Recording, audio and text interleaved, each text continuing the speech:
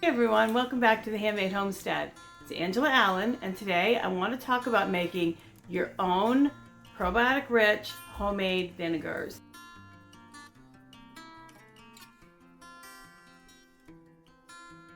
There are a number of ways to make apple vinegar and apple cider vinegar, and they are not the same thing. So apple vinegar, you wash some apples, chunk them up, throw them in a container, fill it full of water, and if the apples aren't sweet, half a cup of sugar, quarter of a cup of sugar, depends on the size. This size bottle, half a cup. Quart size bottle, quarter of a cup is probably enough sugar. You leave the apples for about 4 weeks, and then you strain out the apples and then let the liquid ferment for another maybe 6 months.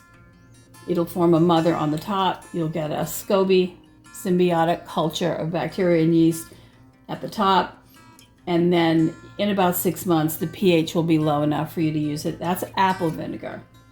Now there's also apple scrap vinegar. So if you have an apple tree or you've bought a lot of apples and you've made apple pie or apple filling to can, you'll have a lot of cores and peels left over.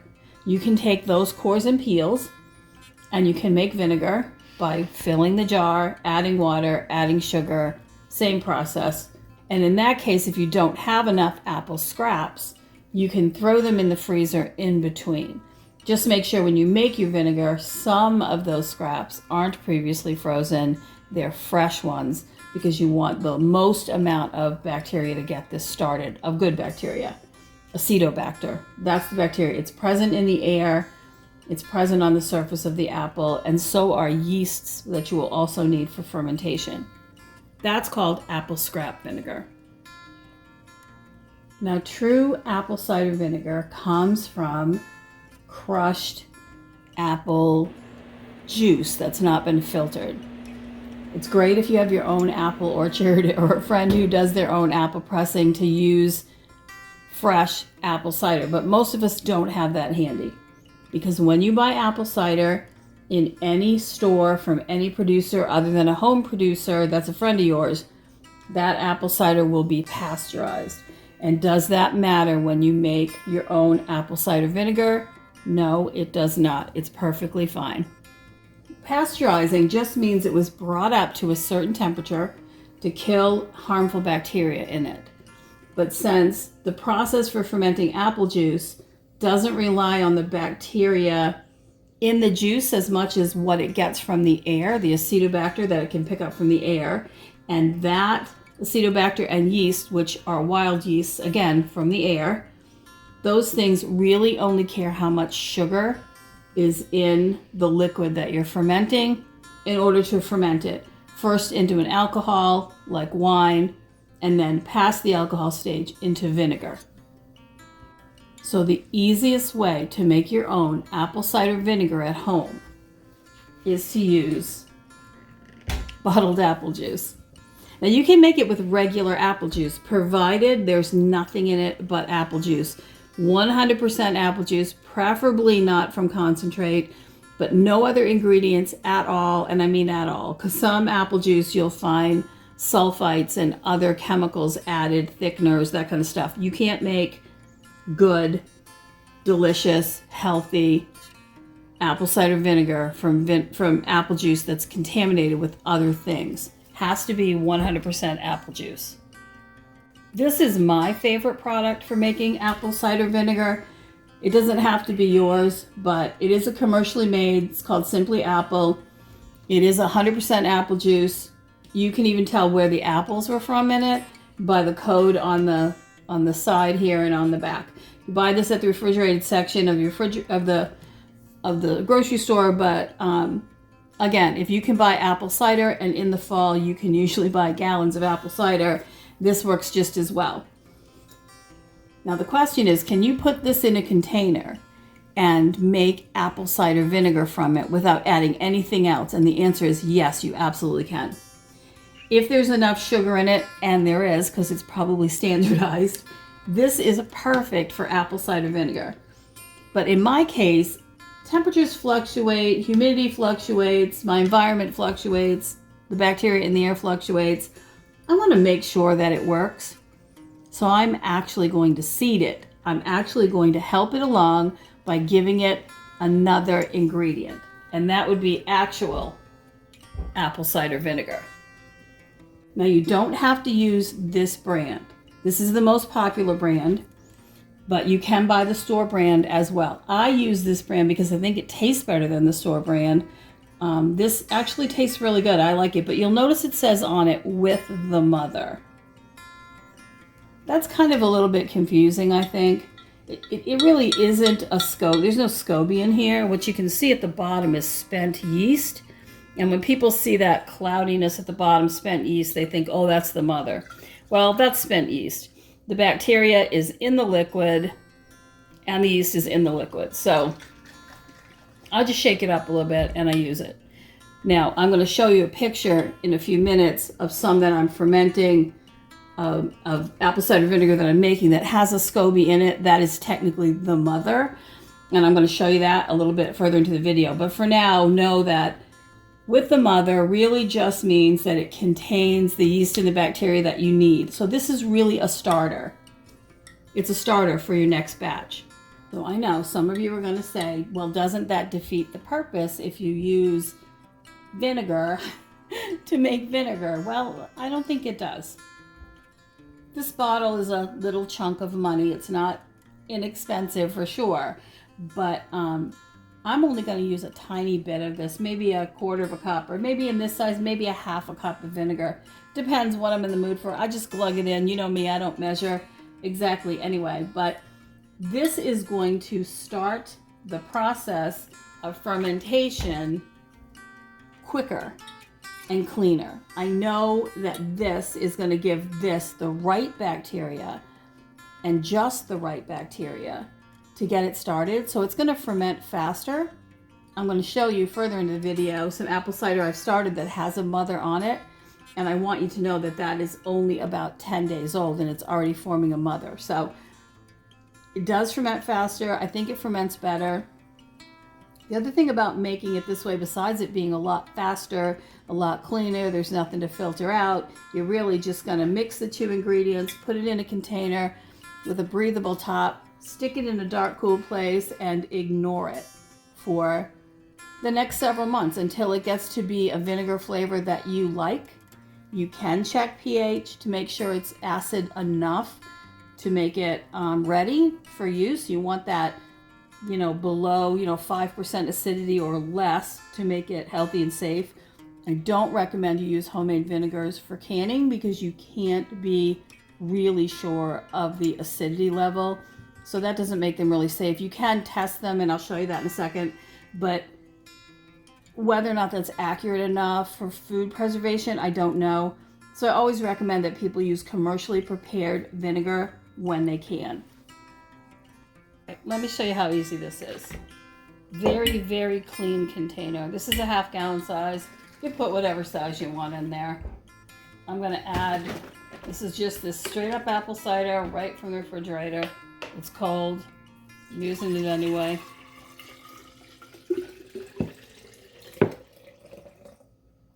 Doesn't matter if there's some air space. It's actually a helpful thing since the bacteria comes from the air.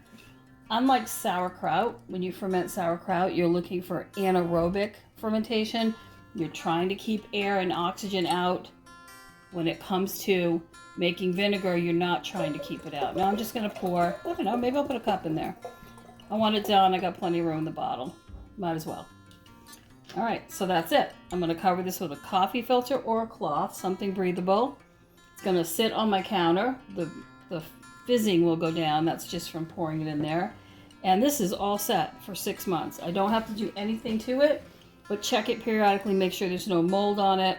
But since I do use a little vinegar to start with, mold has never been a problem for me, not once.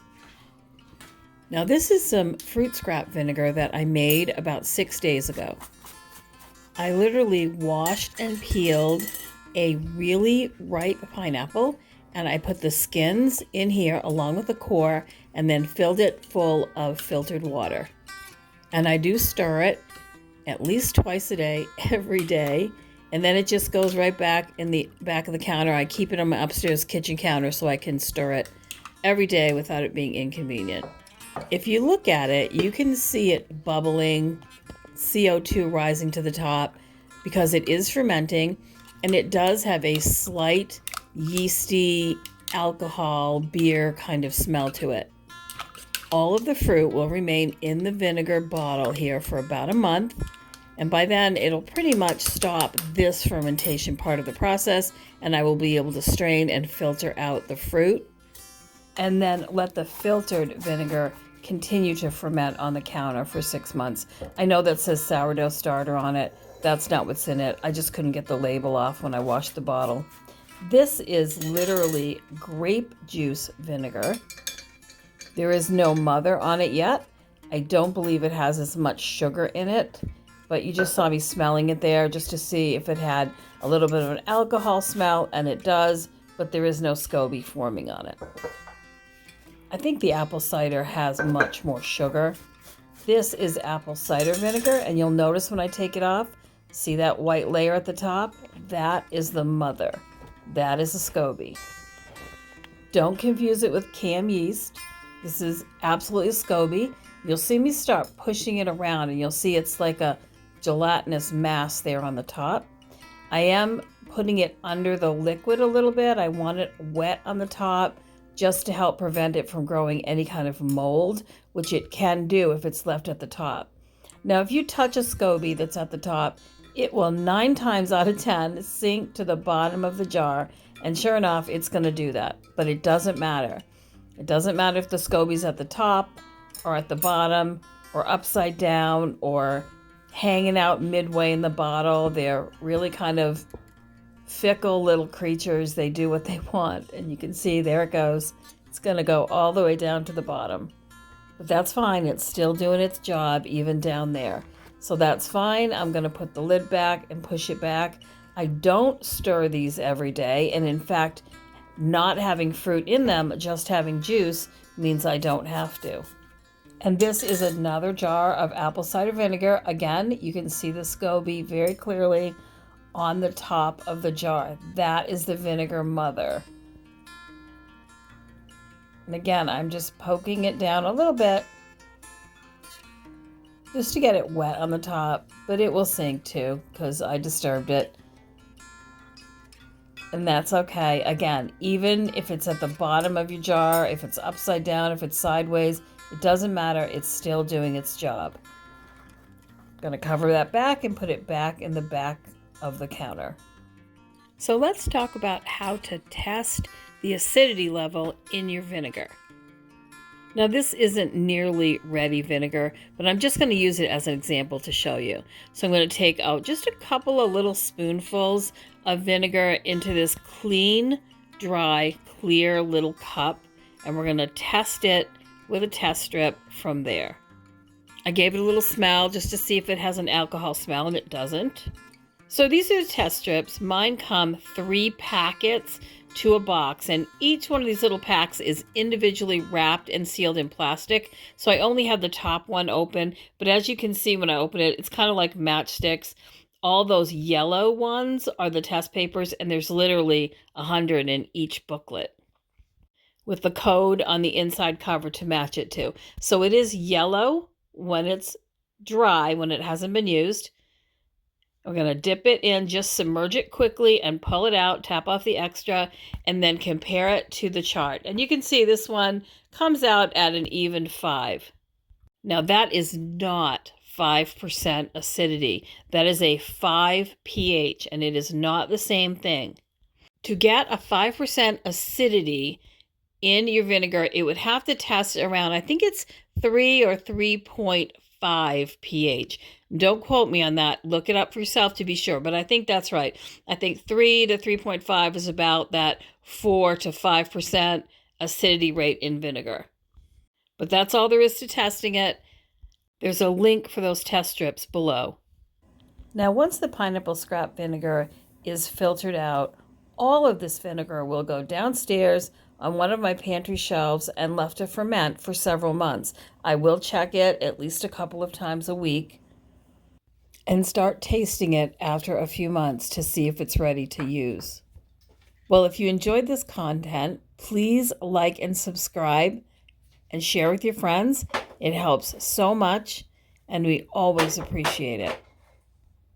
If you have any questions or suggestions, please write them below in the comments section, and we'll see you next time.